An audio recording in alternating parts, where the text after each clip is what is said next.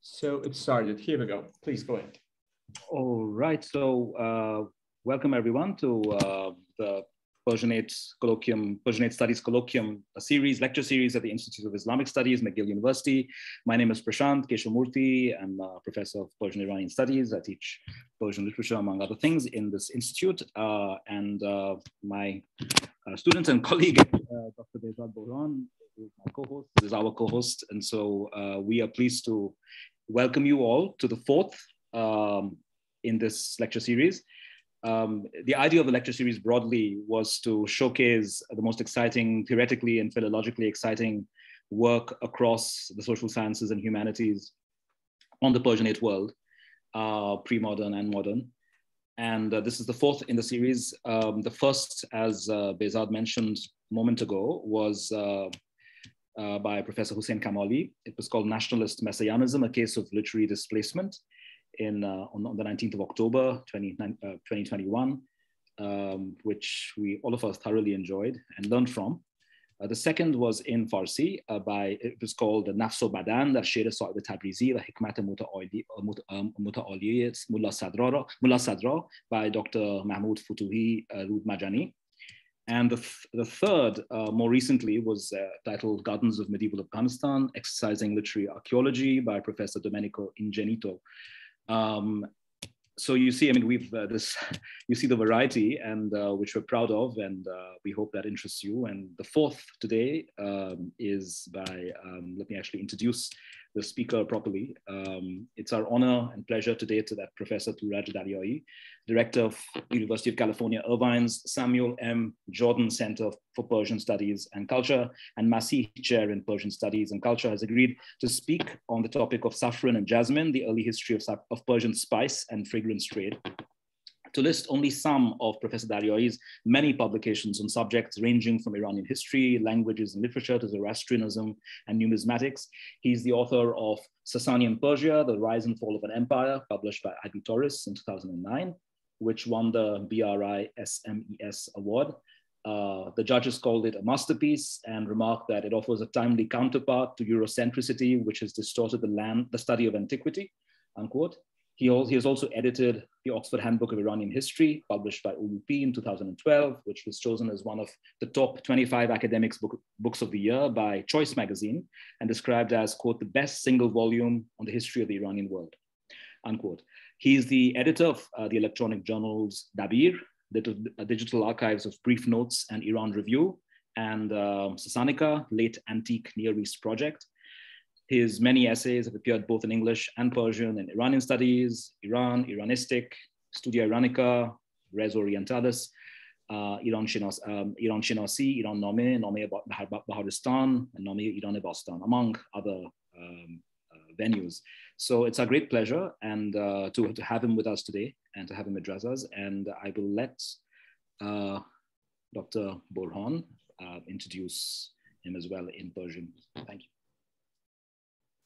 Thank you so much, Prashant, and welcome all to the fourth session of the Persian Studies Colloquium at the Institute of Islamic Studies here at McGill University. Just to keep the bilingual nature of this series, I would like to take a few minutes to switch to Persian and welcome our Persian speaker friends and guests all over the world, and to introduce Dr. Daryaee in Farsi Shirin. So salam, خیلی خوش آمدید به چهارمین جلسه از سلسله سخنرانی‌های مطالعات ایرانی در مؤسسه مطالعات اسلامی دانشگاه مکگیل. خیلی مفتخریم، خیلی خوشحالیم که این جلسه در خدمت دکتر دریایی عزیز هستیم. باعث افتخار ما در مؤسسه و در دانشگاه است. برای معرفی دکتر دریایی کار سختیه واقعا. دکتر دریایی استاد تاریخ ایران باستان، مطالعات و فرهنگ ایرانی و همچنین صاحب کرسی مسیح و رئیس مرکز ایران شناسی ساموئل ام جردن در دانشگاه کالیفرنیا در ایرواین هستند. تالیفات پرشمار ایشون طیف گسترده‌ای از موضوعات رو در بر می‌گیره، از تاریخ، زبان و ادبیات ایران باستان گرفته تا مطالعات زرتشتی و سکه شناسی و دیگر مسائل مربوط به ایران باستان، کما اینکه امروز سخنرانی درباره بوی‌های ایران باستان، رد بوی‌ها رو از 2500 سال پیش حدوداً خواهیم گرفت. اگه بخوام شماری از مهمترین تالیفات ایشون رو نام ببرم، باید به کتاب ساسانیان پرژیا The Rise and Fall of an Empire اشاره کنم. سال 2009 چاپ شده. کتاب به فارسی هم ترجمه شده، ظاهراً با نامی اشتباه، نام شاهنشاهی ساسانی به جای ایران ساسانی. این کتاب رو همونطور که دکتر کشاورمورتی فرمودن در سال 2010 انجمن بریتانیایی مطالعات خاورمیانه یک شاهکار نامید در زمینه پژوهش‌های خاورمیانه. دکتر دریایی ویراستار کتاب دستنامه تاریخ ایران آکسفورد هستند. در سال 2012 چاپ شده که یکی از 25 کتاب برتر دانشگاهی از سوی مجله چویس نامیده شده و به عنوان بهترین مجلد در تاریخ جهان ایرانی انتخاب شده. کتاب‌های زیادی از دکتر دریایی به فارسی ترجمه شده. اخیراً خوشبختیم که بیشتر و بیشتر شده اینها. چند تاش رو نام میبرم. سقوط ساسانیان که مجموع مقالاتی است ترجمه شده. ایران ساسانی در بستر اواخر عهد باستان که ویراسته دکتر دریایی است و ترجمه مهناز بابایی، تهران نشر حکمت. از جیهون تا فرات کتابی است که دکتر دریایی و دکتر رضاخانی با هم مجموع مقالاتی است که سامان دادن و ترجمه است که انتشارات مروارید چاپ کرده و بسیار مقالات و بسیار کتاب‌های دیگر. قصد ندارم بیشتر از این وقت رو بگیرم. از دکتر دریایی خواهش می‌کنم که نطقشون رو به قول خودشون آغاز کنن. دکتر دریایی عزیز، the floor is yours. خیلی ممنون آقای دکتر برهان، آقای دکتر کشاورمورتی. تشکر از دعوت شما، حالا از راه دور به دانشگاه مگیل و در سلسله نطق‌هایی که ترتیب دادین. از شما سپاسگزارم برای این کار و امیدوارم یک روز هم بتونم در مگیل از نزدیک شما رو زیارت کنم. Now having said that in Persian, just one more thing. این نطق بنده به یاد استاد ایرج افشار هستش، کسی که من یه مقدار با ایران بیشتر آشنا کرد. درباره ایران خوندن یک چیزه، در ایران زندگی کردن یک چیزه، ولی شناختن ایران یک مسئله دیگه است که البته لزوما هم این نیست که شما باید ایرانی باشید یا مال اونجا باشید. بسیاری از خودمون نمیشناسیم که کجا هست و این مبحثی است که فکر میکنم ربط داره با امروز. Now having said that, Dr. Keshavamoorthy and Dr. Borhan, thank you so much for your invitation to the colloquium at McGill University. And as I mentioned, I hope one day I get to come after this pandemic. Hopefully, if it's in some way or shape or form, it's over. The talk is dedicated to Iraj Afshar, as I mentioned, someone who kind of opened my eyes and educated me about Iran as a sort of field. That doesn't mean that since you're just born in Iran, you know Iran, or you've studied about Iran outside, you know about Iran. These are just different facets of something much larger. And Iraj Afshar, at least in a decade and a half, attempted to educate me by bringing together sort of hands-on on the ground, as well as sort of travels and whatnot, including works that are published in academia. I think all of these are important in getting a better, I think, understanding of the terrain of the world, this world, part of the world that we're talking about. In travels, I actually got to meet and stay at people's home who grew saffron. So this has some connection as such to the interest and importance of saffron as it is grown in the country today. So let me begin and state that there have been a number of books on the history of spice. And one of the most popular and I think nicely written one is John Kay's The Spice Route, where in his book, he sets out to show the importance of different spice and avenues of trade, but more importantly, when these commodities actually becomes important, viable for trade. because saffron has been grown for a long time. It was growing by itself in Greece, in Anatolia, in many parts of the world. And so it was not a sought out commodity, let's say in the first millennium BC. There is a process to this commodification of spices. And I think this book nicely brings this issue to fore. So we get a better sense of, saffron and the demand for it, and among other spices that were created. More closely, to be more directly focusing on the Iranian world, I can, of course, mention Neved's book, Aromata in der iranischen Kultur, which really is a massive book going through almost every type of, fragrance and flowers and really spices that are produced in the Iranian world, giving a very nice, I think, preview of each section. For example, ambar, mushk, something that I gave a talk once before on the history of musk, gulab, or jalab as it's known, that of course much more popular, I think, in Iran, India, sort of this place, kafur, chandal or chandal, Saffron, which is, of course, the topic that I would like to really focus on today, and kondur. So this work on Iranian aromatics, I think it's indispensable, and it really has not been given the attention that it needs, but it's almost like a reading Bible for doing this. Now, a more important work in Persian is Muhammad Hassan Abrishami, Zafaran as Dirbaz ta Emruz, which is really the best work that I think has been done in Persian on its history, its production from antiquity, where he gathers all the notices, of course, Fehristvar, and then, of course, has a much, I think, more lively discussion of the later production of saffron and the different types of saffron on the Iranian plateau and whatnot. And then a more, you might say, sexy sort of description of saffron is Willard's book, Secrets of Saffron, The Vagabond Life of the World's Most Seductive Spice, which is, again, a very nice read. Again, it has its sprinkles of notices on the ancient Persians. Aeschylus mentions Darius's socks having saffron color. All of these sort of nice notices that you get. But of course, what we want to do is kind of contextualize the saffron in some sort of historical, economic fashion. And at the end say, well, what is the importance of this anyhow for a historian to look at saffron production?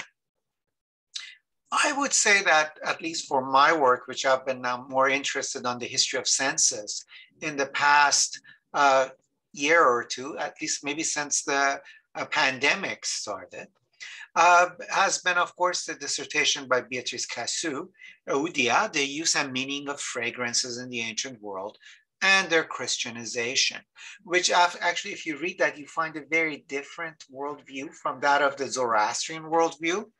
And also, I think in general in Asia as well. But what we do get in terms of senses is that it talks about the pleasure of atmosphere, which is, I think, something interesting. And here is Daryaee sitting here, and I'm just hypothesizing. Of course, this median felt cap gentleman is performing some sort of prosokinesis, if we can count it as such. And of course, the division between the two are two incense burners, which somehow keeps the sort of the air clean. And why not? Let's just make a guess that this may be Esfand. How about that, an Esfand? But it could be anything that is fragrant that is being set. But just so you know that this world of the kingly ruler should be fragrant, the king himself is holding a flower, right? And this, I think, is quite, there's a specific purpose to this in the ancient Iranian world of so much fragrance, there's the good smell and so on. So this is, I think, really brings us into what I really want to discuss as the importance of saffron. But Cassou talks about, the smell of the house, the bath, something that we will talk about today, spectacles. that is, spectacles have their own smells, and it's provided by the state or the empire to bring about a specific sense, the power, the smell of power. And of course, we know of death, right? For kafur, for example, being quite important in Iran today. And most importantly, it's medicinal use. Now, as I just mentioned, that why Daryaee sits with a flower and 2 incense burners, which also my colleague Lord Llewellyn Jones in Wales actually pointed that to me, is I think this very strict dualistic view in the early Iranian mentality. That is the world of the Mazdian, sort of beneficent world, where it's quite aromatic. The scent, the boy, as it's known in Middle Persian, belongs to the Mazdian, to the beneficent world. And of course, the ruler, as a representative of our Mazda on earth, obviously, also is smelling lots of flower, and it's quite fragrant. And we'll see this through the lecture. And of course, its opposite is the world of the evil spirit, Ahriman, right? Which is represented by the stench, Gandagi, or Gandhi. What we, of course, still use today as Gand in Persian, but of course, its history is much more complicated, which, if you look at the Indo-Iranian, I think, early sort of terminology for Ganda, it just means smell, and it could actually go the other way. But because of this dualistic worldview, the presence of, I think, good smell is quite important.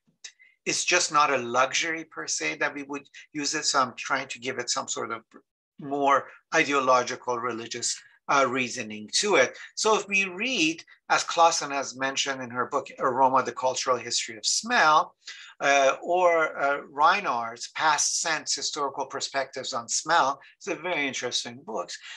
You get to mention, yeah, Darius III, the last of the Achaemenid rulers, perhaps, if we don't take Pierre Briand as Alexander as the last of the Achaemenid rulers, had 14 perfumers and 46 garland makers. Now, the idea, of course, in the Greek notice is that this is, of course, opulence, right? This is the decadence of the Persian court. But if you put it in the context of the Zoroastrian worldview, where this world cannot be without smell, and the absence of good smell may bring, of course, the sort of the bad smell, you need to have the world scented. And I think this is how we can read through some of these Greek descriptions of what, as their observations, sometimes true, sometimes not, are being given. Okay, so we can use that data, but we have to read it through a cultural norm. And if that is missing, then I think it's misread. Now, saffron, you should know, is a flower. We think of it as a spice, right? But in the, of course, Persian classification of plants, saffron is a flower. The Bundahesh, an important encyclopedic text in Middle Persian, states whatever has fragrant blossoms is cultivated by hand, is seasonal, or blossoms seasonally from the perennial roots, such as rose, narcissus, jasmine, dog rose, tulip, and it goes on to list, and saffron, as well as safflower violet. And other of these types are called flowers. So here we're beginning a different sort of thing. It's the idea of the smell. It's the senses, the smell sense rather than the taste, because we're so used to think of today as saffron as for taste, especially, I mean, I think in the Persian, Indian, sort of Asian world. And of course, not the Mediterranean. We cannot forget that. I think the Spaniards, as we have Miguel Angel there, I think among our audience knows better. I mean, it's very much part of the Mediterranean and the Spanish tradition, right? How could you make a paella without saffron? Well, maybe you can, but I would not do it.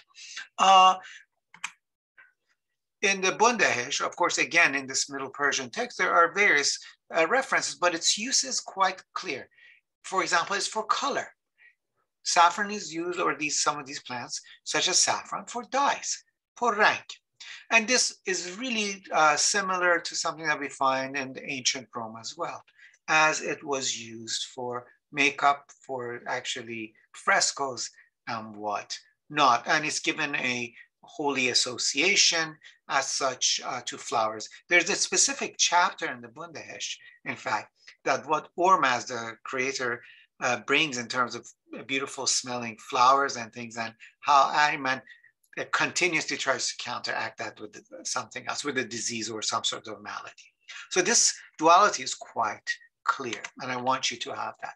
And it's interesting, in the surviving Middle Persian text, and I think we've looked this with Dr. Farid Nejad, who is in Berlin, in ancient texts of the Iranian world, rarely whatever survives is a mention of saffron with food. In fact, it's only in Falude, as Dr. Farid Nejad also looked with me, in Dinkart, book 3. There's a mention that with Falude, you could use apple juice with saffron. So Falude Zafaruni. That at least we get some antiquity for it. Now, this doesn't mean that there wasn't any use, but it doesn't seem to be specifically used with food as it is in our mindset today with something having saffron. And in fact, if you look at the early Islamic cookbooks, now from Kitab al-Tabikh to this Ibn Sayyar al-Warraq's 10th century Baghdadi cookbook that has just come out, to general books that are quite readable, like Zawali's Medieval Cuisine of the Islamic World, you find only a sprinkle, if I can say that, of saffron mentioned in any text for dishes to be used, which is quite interesting. One wonders then, why is saffron important if it's not being used as such, at least until the 10th century, as we're reading in the cookbooks, at least as a litmus test of the use of saffron. And so if we look at this map, and I've mentioned that in Greece, and we find, I think, early evidence, it is in the Mediterranean and the Greek world that saffron is grown, and Anatolia, and then the Mediterranean. In fact, they use it more for food, it seems, in antiquity. Then in Asia, we find that, of course, in places that have really major growing saffron, it's on the Iranian plateau, including that is Afghanistan and Iran. And then Kashmir becomes very important in India. And so what, when, and why is saffron being grown? Yeah. So I'd like to start by backtracking, as I usually do, as to why the use of saffron was important in antiquity. Anyhow, then I would like to point to an article by Bruce Lincoln, From Ritual Practice to Esoteric Knowledge, The Problem of the Magi, which actually I published his book, so with Brill, so I have some know because I read the book, of course. That has some very important points that goes to our flower, the saffron.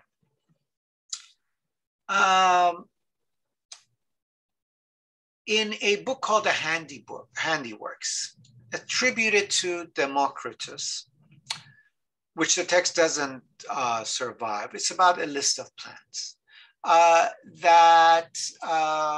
and their uses are mentioned. Now, this is noted by Pliny, who actually lists the plants and their uses. And there are 14 of these exotic plants. And as I mentioned, Democritus, who wrote this original, was in contact with the Magi, and its uses and its knowledge by the Magi, meaning the Zoroastrian priest.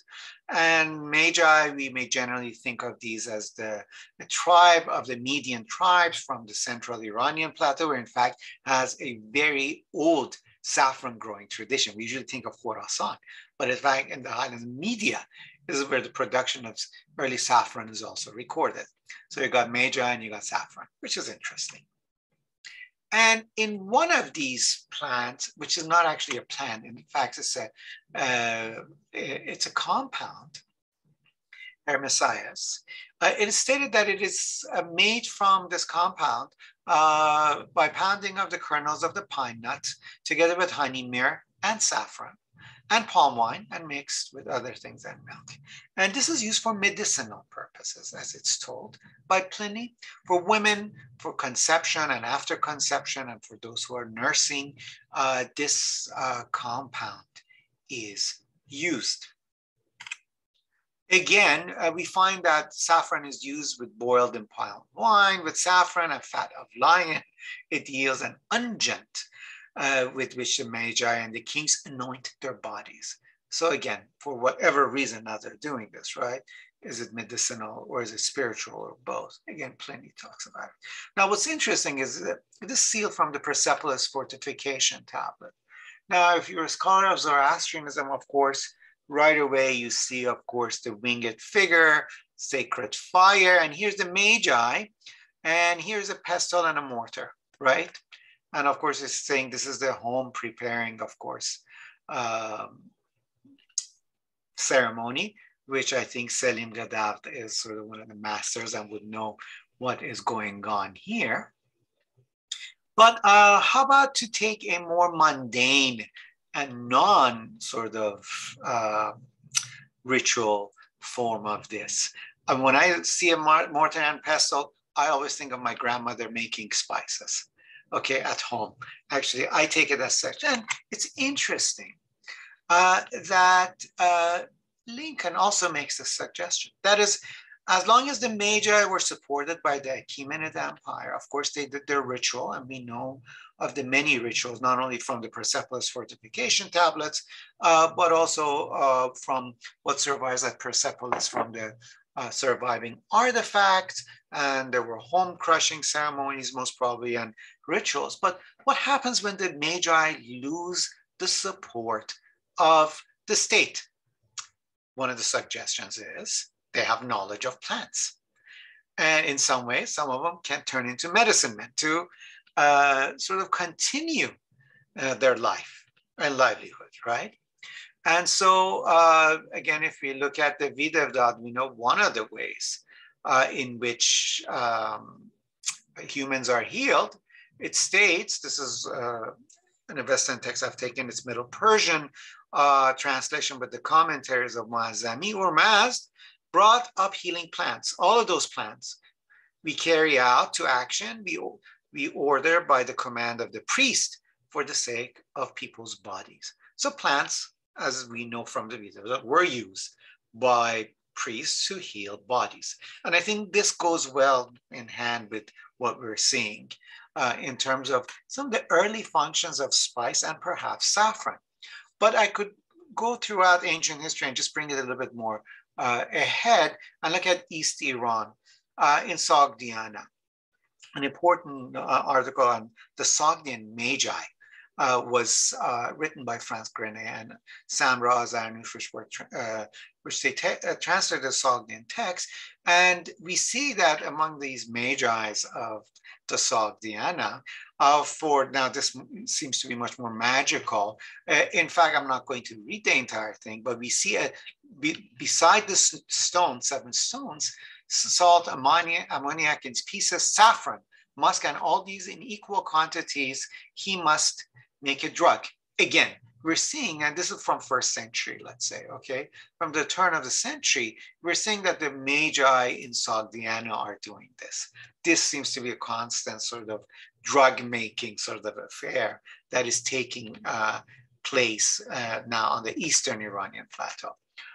Just to give you another flavor of this, there's another Sogdian text, which is a recipe for restoring virginity. Now, we're just taking this as face value of what the text is saying. And the text says, which Rek and Benkato have translated, samnak and ghee and patnak, wood and red clay and saffron.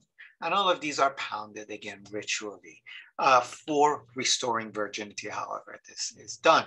Of course, we know of the medicinal sort of importance of saffron, as it's still, there are lots of studies now made in terms of why saffron is important in what it does. Mood changes, so with depression, sort of bringing alertness and so on, and anti-inflammatory and whatnot. So it had some use. Now, okay, so saffron has some use. It seems to be medicinal, less taste, more smell, somewhat smell, but really we are seeing also as a drug. Now, from what I have read, as Europe had actually used saffron quite in the Mediterranean, let's say, not Europe, from antiquity, as they did. And in the 14th century, there's a jump because they really realized the medicinal use of saffron. And it's also used for various things, including using, instead of gold, you could use white yolk and saffron to use it for making illuminated manuscripts, as the priests did, for example, which were both doctors and copyists. But in Asia, I think there's a turn with the Chinese demand in late antiquity. At least this is my supposition, for perfume and, as we've seen now, medicine, so smell and medicine. In the compendium of Materia Medica, we begin to see, which is from late antiquity in Chinese, that Persian vegetables and flowers and spices are much of interest. From spinach, which seems to have been mentioned from the Chinese to have come from Persia, and the Chinese emperors quite enjoyed. And I think even the terminology is sphenage or saphange into spinach, into Chinese and other languages, is an indicative of that Persianate sort of power. And this is, of course, in late antiquity, before coming of Islam. And so with the Tang dynasty, where we have much more information, we find that interest in commodities and luxury from the West, and here the West is not the Mediterranean, it's this Iranian world, or what you call the Persianate world, if you want to call it. It becomes clear. This we find from poetry. For example, Yuan Chen, a Tang dynasty poet, mentions ever since the Western horsemen began raising smut and dust, fur and fleece, rank and rancid, have failed Hessian and low. Women make themselves Western matrons by the study of Western makeup. So we get the makeup right here now. In fact, there has been recent excavations in Bahardashir, the Sasanian capital, one of the cities, which seems to have been a center of production for actually makeup. So this goes hand in hand. But we have actually all the material that was used in the workshops for makeup in Bahardashir, in Katizafan. Entertainers present Western tunes in their devotion. So the West, meaning anything from the west of the Chinese world, becomes fashionable. The state has the first half of it, power and money, and its people want it. So it's from makeup to dress to music to dance. And of course, I put the Tang polo, which may have come from, of course, the Sasanian or the Parthian, let's say, world, part of Sasanian world. There's a debate on that. Becomes a matter of taste and want. And so commodities begin, at least some commodities are sent to the East. And demand in China to production under what we call the Persian world in Iran is hard to gauge, right? We just have lists and such poetry. So we're looking at poetry and lists. But this is a 2012 chart of the production of saffron in the world. Sort of, if you can see, it's an expansive saffron. And there are two reasons why this study is important. First of all, we can see, of course, the disparity in saffron production. In Spain, there's 29.2 tons every year, right? Kashmir, 11 tons. And the study actually points out to study of Kashmiri saffron, which seems to first have been cultivated as early as 700s in Kashmir, and it seems to have come from the Iranian plateau. Okay, so that's one, I think, interesting thing. That tells us something, again, exactly at the Tang time. We're beginning to see that change. And then you look at the first production country, Iran, 254 tons, as opposed to 29 tons. So there's this huge disparity. Now, when this intensified growth of saffron came to me, is a different issue, right? One suggestion of mine is that already as the Tang demand goes up, the saffron production in Iran also goes up, but not to this end of 254 tons that we see in the 21st century. And so this saffron production, which we know grew in the Caucasus, but also on the central Iranian plateau, in the east, and also in the greater Khorasan, that is Afghanistan, and mainly Eastern Iran, it becomes an interesting commodity of interest. and its production becomes interest, and it's transported to the east. Now, of course, we know that the Sogdians are the important traders, but they give us very interesting information as well. We have a register of customs of Turfan, which is a daily trade every 2 weeks, actually. It's a list that is traded by Sogdians, taking it from the Iranian plateau to the east. And it's dated to 610, 620 CE by De la Vazier, who's done a fabulous book, of course, on the Sogdian traders. And of course, we see in this daily transaction, so it's not something of just once every month this is transported. It is quite continuous. It's gold, silver, brass, ammonia, saffron, and medicinal plants and other things, and perfumes. Don't forget the perfume. Okay. So we see that actually these are, and I've just put this funerary couch dated to the 6th century, Sogdian, again, couch that has Zoroastrian themes, found in China, right? That saffron was of importance. So I'm just not saying this whimsically. At least I can point to certain, I think, suggestions here to us. But that is the demand for the East. How is it used in the Persianate world? Something that maybe our program would be. So I threw in, we should look at literature. And I think the literature, looking at literature and poetry is the key to understanding sort of the mindset, the interests of these people. And so if we look at, for example, just take a survey and look through the Shahnameh and search for saffron, you see that the two functions are for food and drinks to some extent, but it's perfume, festivities that we find.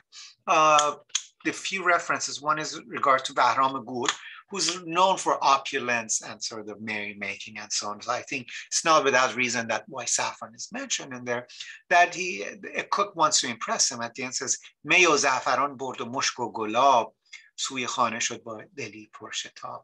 So the cook gets all of this, and of course he has looked for shekar justo badam و مرغ و بره که آرایش خوان کند یک سره.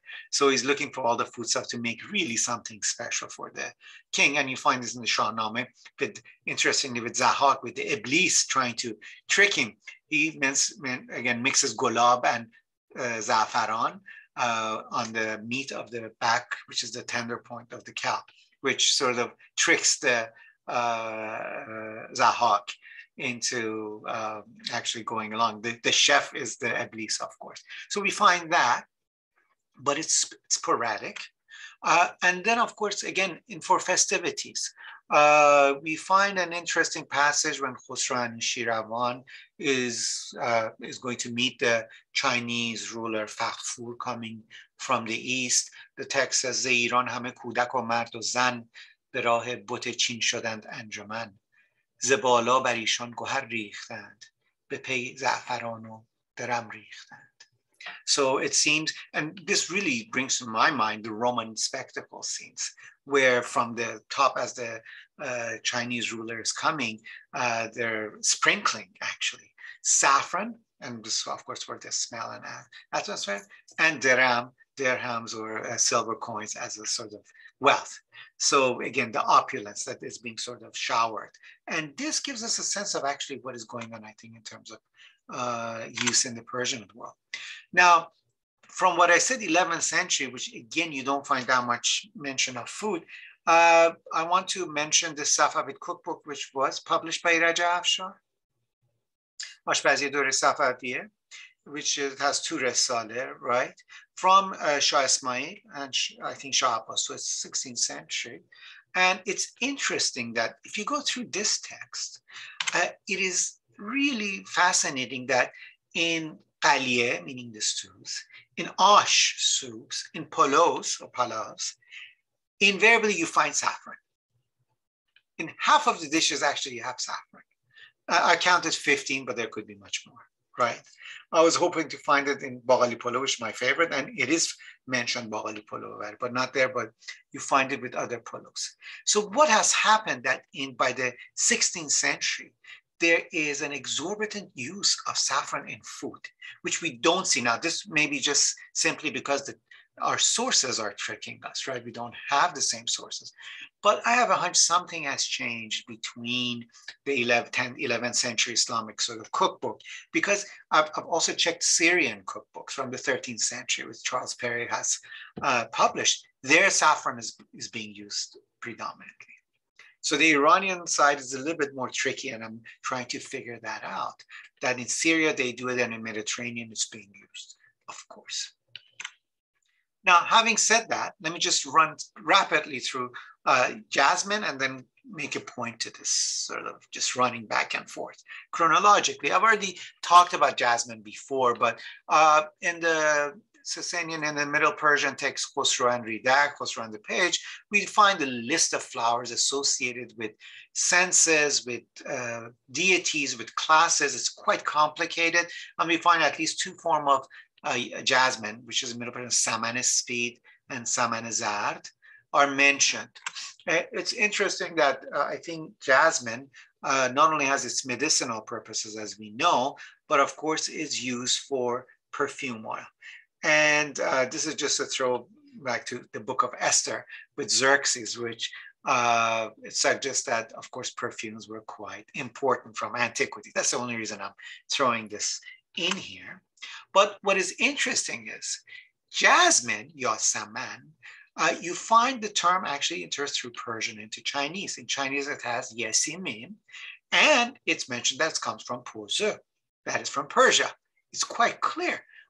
There are suggestions as early as the late 3rd, early 4th century. Kai Han, the minister of the Chinese Emperor Wei, mentions that jasmine oil is coming to China. Now, the Byzantines also produced it, and we do have actually these texts on the entrance of what this text called Yechimi, which is Yasaman. You could tell that even with its Chineseification that it's a Persian term. That is interesting. And it grows in the country of Fulan. That's a matter of debate, but maybe it's Byzantium. And also in the country of Persia. The plant has this height and so on. I'm not going to bother you with it, but the inhabitants of the Western countries, meaning the Iranian world, usually pick its flower and extract the oil, which is very fragrant and creamy, right? And so the Chinese, again, have a demand for this perfume or the flower itself. And where does this flower and how it gets to China, I think it has a very different route than the saffron one that we're looking at. As our Sogdians are moving east and west, if one of the centers of production was in the province of Fars, and where jasmine oil is taken. And even today, if you go for araqiyat, sort of for flowers and so on, to get its essence and so on, you know that this may be for Iranians quite familiar, right? Shirin Bayan, it has all sorts of flower extracts. And here's some of the sort of products if you want. So you have to imagine how this is being transported as such to China. Obviously, if you know studies on ships, that ships are much better able to carry such liquids and oils. And we even know of the shape of how these containers took these heavy commodities via places such as Siraf and on the coast, through the Persian Gulf, to the Arabian Sea, to the Indian Ocean, of course, and hugging the coast, getting all the way to China. So that I would suggest is the sea route transportation of heavier commodities as such, while saffron is being taken on land. So what is the point of this talk now? I just gave you data and figure. I want to, again, emphasize, as I've done before, with an empire such as the Sasanian Empire, where we find there are guild masters, there are royal cities, where skilled laborers are working and producing things. The Persianate world, or this Iranian world itself, is the center of production. And I think it's for this reason that we find, for example, in late antique texts, that there is quite a lively interest in population transfers from the Near East into the Iranian Sasanian Empire, because you need laborers, skilled laborers, and I think to some extent perhaps peasants, and you have workshops. So in itself, this area is a center of production. And why I emphasize this, I've just used saffron and jasmine today, where we find all these red dots are where sort of Iranian luxury may have sort of ended up in late antiquity, is at the point that in modern Silk Road studies, not everybody, but I certainly can tell you in the 80s and 90s and early 21st century, the idea was that there is this long road called the Silk Road. That the Romans are quite wealthy and want everything, and the Chinese are producing, as if in today, in the 20th and 21st century, all the factories are in China. They're rereading, I think, to some extent, this modernity, sort of in terms of production, and it's going to the West. And what's in the middle? Well, there's just an empty desert highway. There's nothing much. There's some nice camels coming back and forth. You know, they go there where things are needed. And so the Silk Road highway is barren, right? And there are the two ends that are where the commodities and the money is going. That's absolutely, obviously not the case. I think there's been a corrective to this idea. But in the long run, still, I think what we think of a Silk Road trade, however, if you want to pass Silk Road or not as an idea, it has many centers. It has many places for production. And I think through some of these exercises, we could pinpoint. I mean, I've just taken saffron as a commodity. We could do this with a whole host of these things to find out that no, other places also had important centers, and it was produced for various reasons. Again, I'd like to thank Dr. Aslani, Mariam, and Dr. Farid-Nejad Shervin for helping me and sort of discussing these things with me, as well as I was playing with these things and whatnot. So thank you for putting up with me for 45 minutes. Thank you so much. That was a treat. I welcome questions. We have a fair amount of time, so you can use the raise hand function, you know, if you wish. And I'll see you.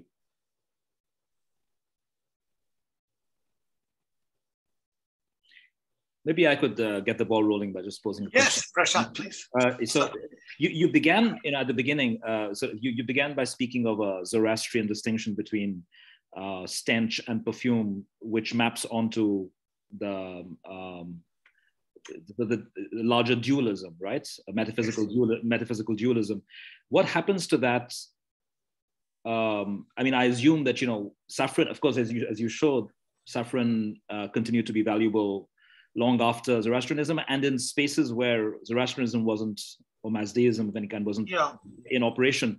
What was the metaphysical uptake of saffron and jasmine in, say, Tang, China, or in Kashmir, or in, or in Safavid Iran? Was it subjected to a different kind of metaphysics? I think there's a residue of such notions that survive, regardless of change in religious views. And I don't think Islam has a very different view of sort of heavenly smell, but of course not this very distinct dualism where there could be probably no smell, and that is not a front to that religious worldview. But I think some of this do survive, and the sweet smelling places. And I think it's not for no reason that we see images of gardens prevalent in Persian art. At the sort of high point is the Ilkhanid, all the way to the Safavid, where it is an enclosed garden with lots of flowers. With the carpets, right, ideologically thinking, it is a carpet that is if you're sitting in a garden, a sweet sort of somewhere that smells quite nice, and it's protected. I think that is a residual of that idea. Now, for these different countries, I'm not in the know, but certainly I think some of this for medicinal and sort of perfume, it is a commodity to have with its own, I think, as you said, mental view of what it represents, which I know, of course, very little. Thank you. There's Amin Noyapur who has a question for you. So you'll have to unmute yourself, I think. Yeah, please go ahead. Hi, Dr. Noyapur. You're muted.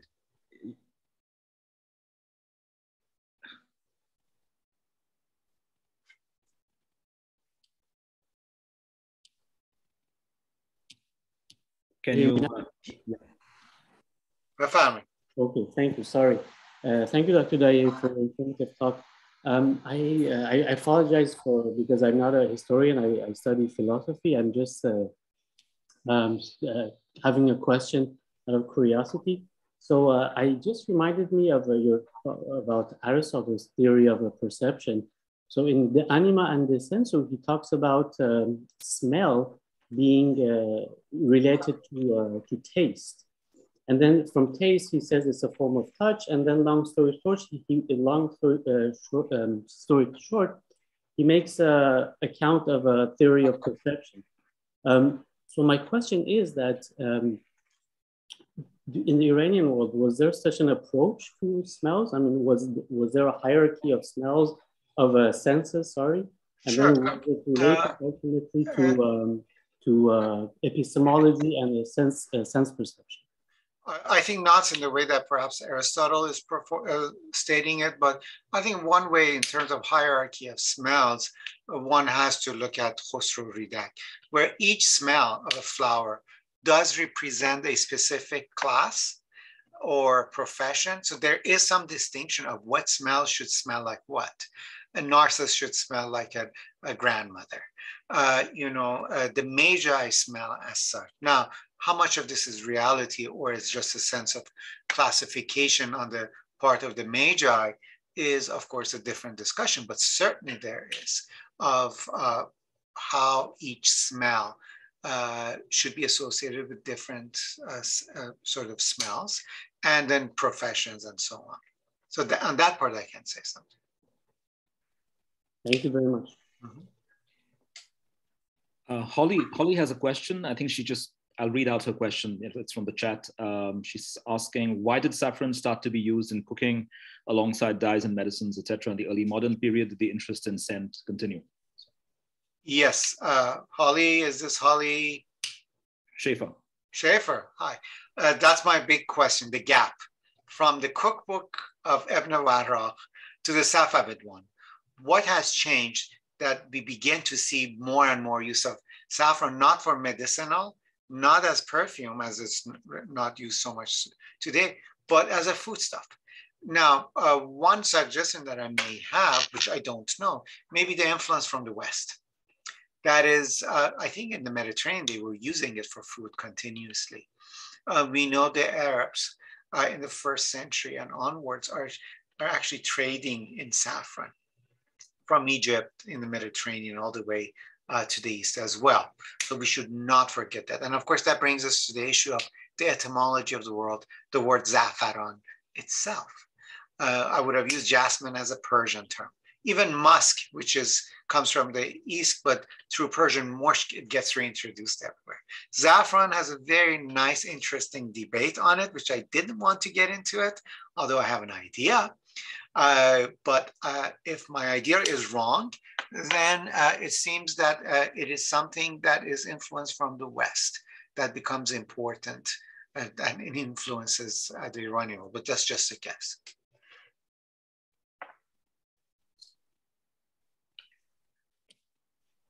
Any other questions or comments?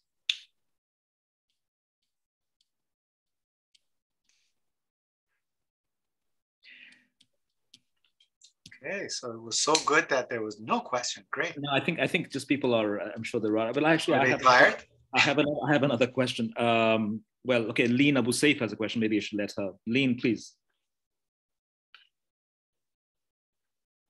Leen.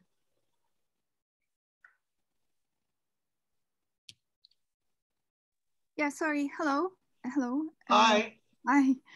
Thank you for this great presentation and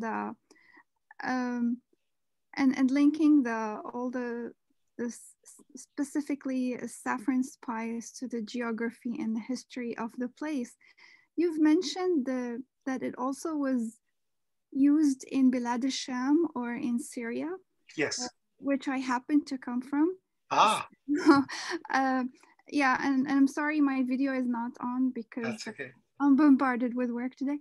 And if you were like to suggest a study on the use of saffron in that part of the world, what would be the best approach or concentration? Sure. I mean, I basically consult cookbooks. And if you look at this 13th century Syrian cookbook, which Charles Perry, I think, has translated, it's a single sort of Syrian cookbook from the 13th century. If you look at the list of saffron, you see that sprinkled all over in lots of dishes.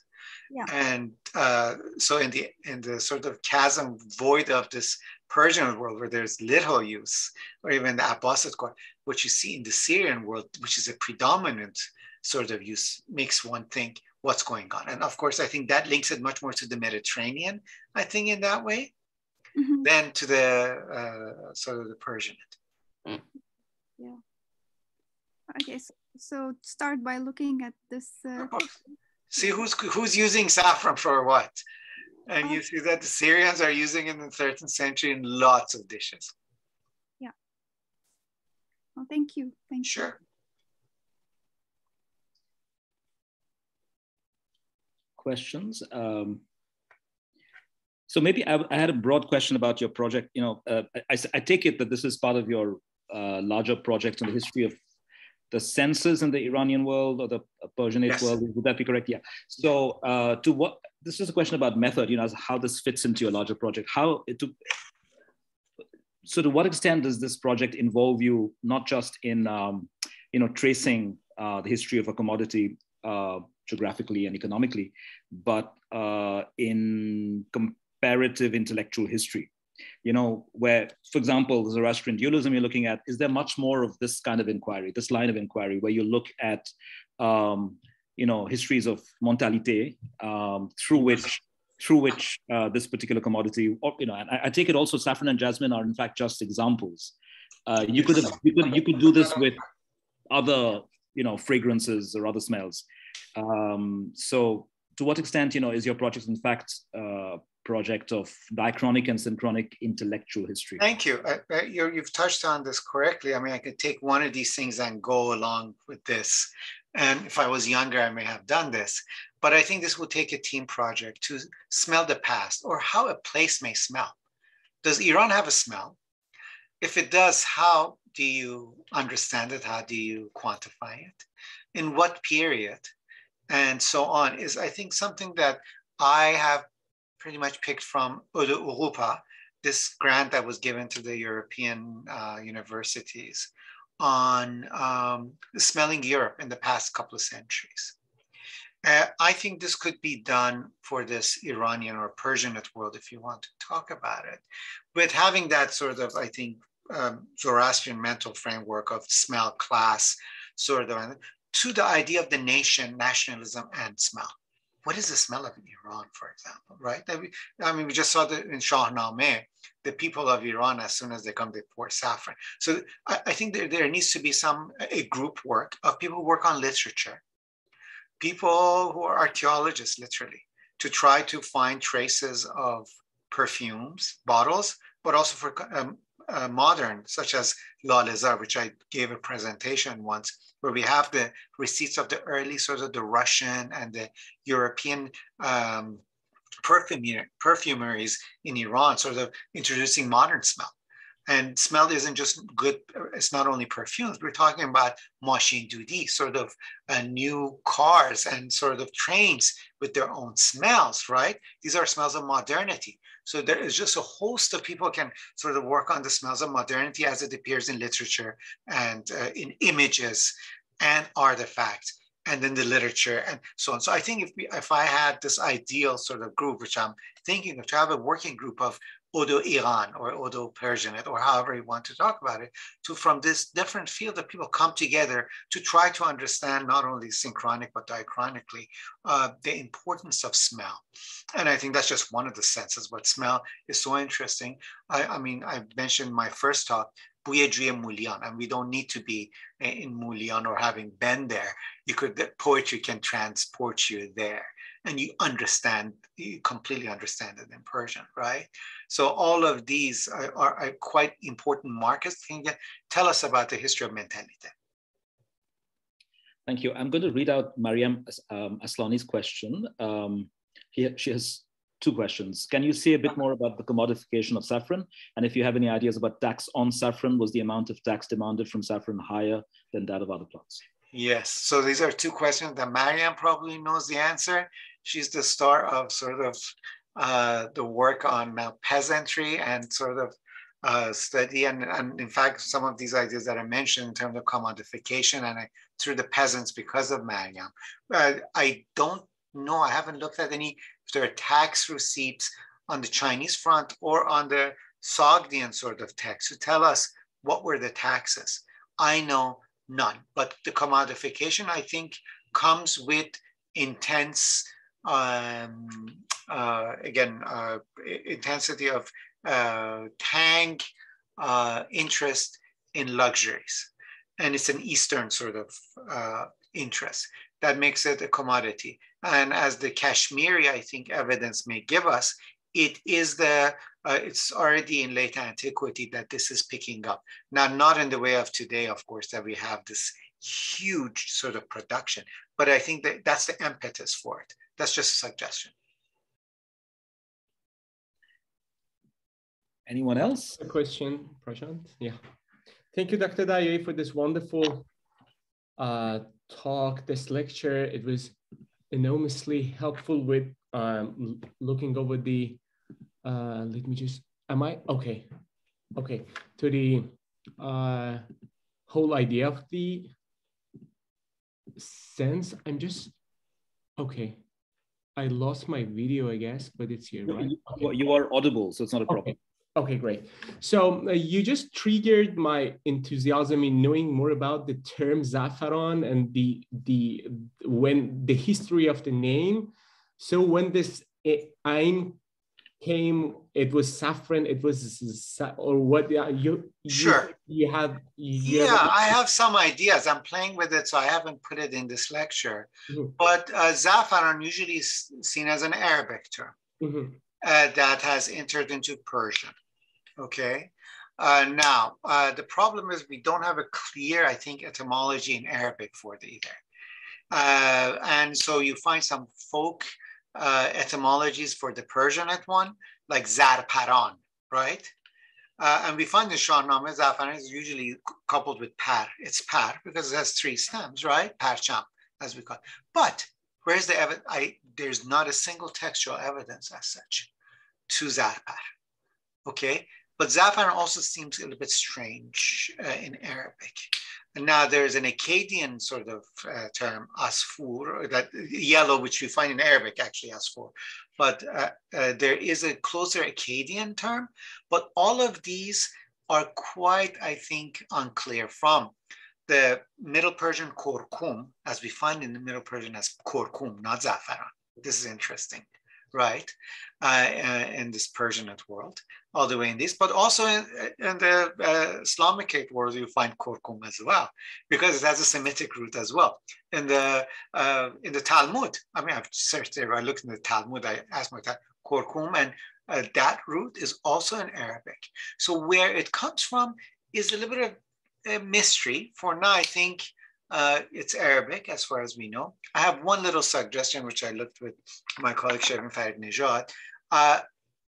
It's interesting that in the Bundahesh, a number of spices are called or mentioned together as afzar.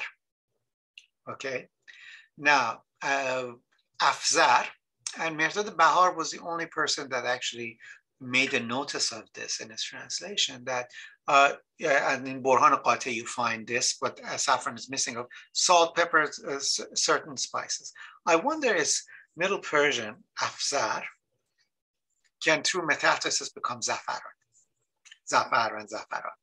But that I have to really do a swing, and I think we have much better philologists who can tell us the possibility of Middle Persian. It appears once in the Bundahesh only as afzar, to become a zafar and then zafaran. But for now, however we dice it, the Arabs were trading in it in the 1st century, we know, and zafaran seems to be the term that, of course, spreads everywhere, almost everywhere, right? So there we are as far as where we can go. Excellent, thank you.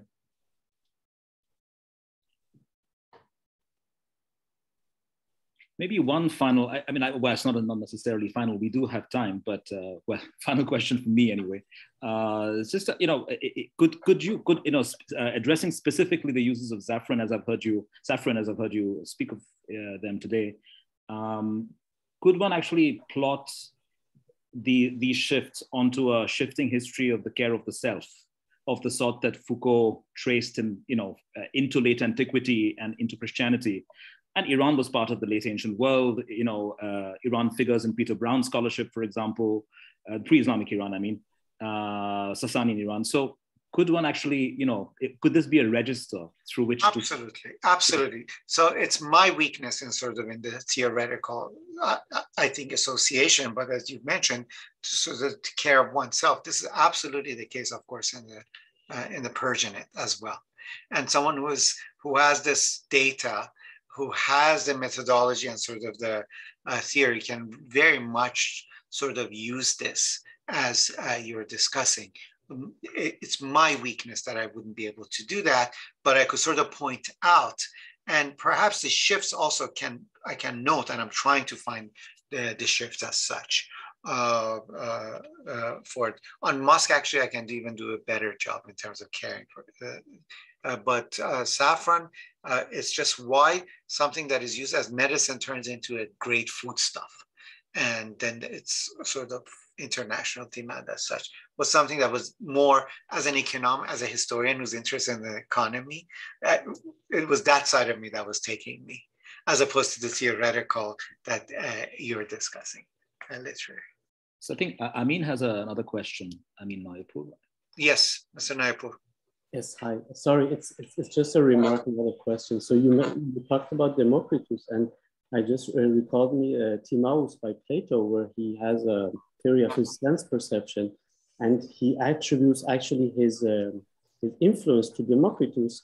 And you mentioned that Democritus is talking about these plant, the Compendium 14 plant. Exactly. So it's interesting to see this influence of the Iranian world coming to Democritus into Plato in the Timaeus dialogue.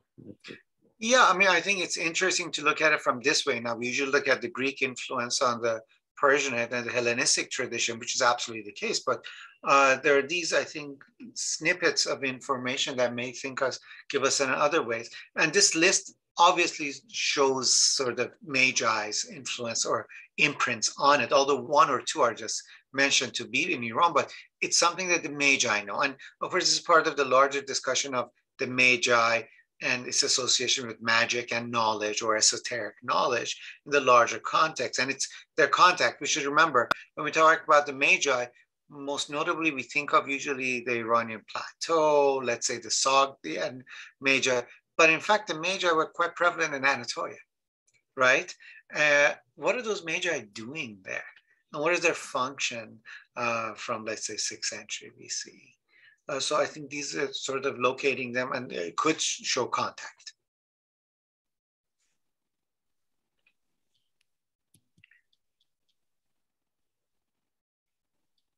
Any other thoughts, reflections?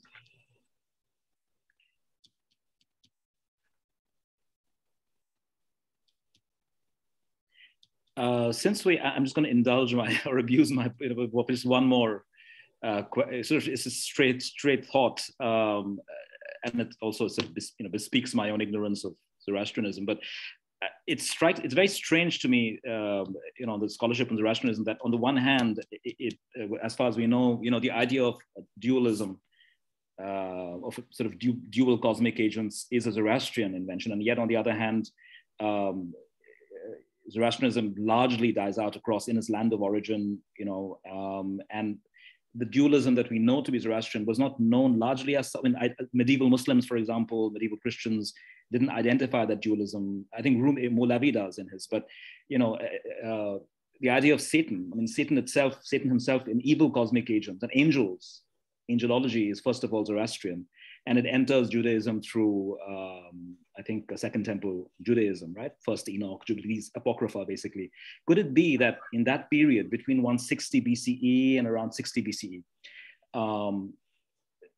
Iranian ideas, regarding perfumes and smells entered Jewish imagination as well, and thence into Christianity?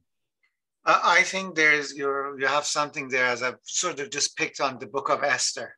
Yeah. And sort of the Persianate preoccupation with smell, and the amount, if you looked at the text, like for 6 months you have to bathe in something, and 6 months to meet the king, to be in the presence of the king, you have to be sweet smelling. I mean, that's it. Or there's these protections, right? The incense and the flower, they're like layers of sweet smell to keep the evil sort of smell, which is the production of the evil spirit, away. I think there is something there to actually be looked upon. Now, we have scholars of Zoroastrianism who are listening, or who may be able much better than myself to discuss this issue. But as a historian, I think we can use these very much to, as you say, it's history of mentalities, basically, of a specific cultural or a sort of a place and its outlook, which doesn't necessarily need to have that religion to continue. I mean, many of these facets do continue, but it's there. Thank you. Miguel Andres wants to add something on the Zoroastrian part. Please. Yes, Miguel Angel. First of all, thank you very much, Touraj, for the talk. Just linking the Zoroastrian dualism concerning smell, I would also like to remind something quite relevant for that, which is the division also in the eschatology between the good Diana, the lady that comes to meet the soul, according to the fact that the person was a bad person or a good person. If the person was good, the person will feel a very nice smell coming from the part where this Diana will appear. And if the person was very bad, the person will feel a very, very bad stench coming also from the part where this Diana would appear. So that's something quite old in Zoroastrianism. It appears in the Avesta already. So yes, thank you for that. In the two talks previous to this, I actually was just about smells. I sort of used the Hadochnask, which most recently Pirard and Panaino have written on Gandagi, in terms of this meeting of the smell. That is your action, collective of your action is that your Diana, your din. That means you can tell right away what you've done, because the smell, I think the wind brings it, the smell comes first. And if it's a Gandak, you've done not so good in this life. You're absolutely right. And I think Dr. Sherver mentioned something, I was going to go check into it, about sort of the smell of sin. For example, the idea of sodomy, which its stench goes all the way to the heavens by evil spirit. Akhtar has sort of mentioned that one onto me. So yes, I mean, you're absolutely right. There's much there again in terms of smells. Thank you. Are there any other? Dr. Sherva, Professor Sherva.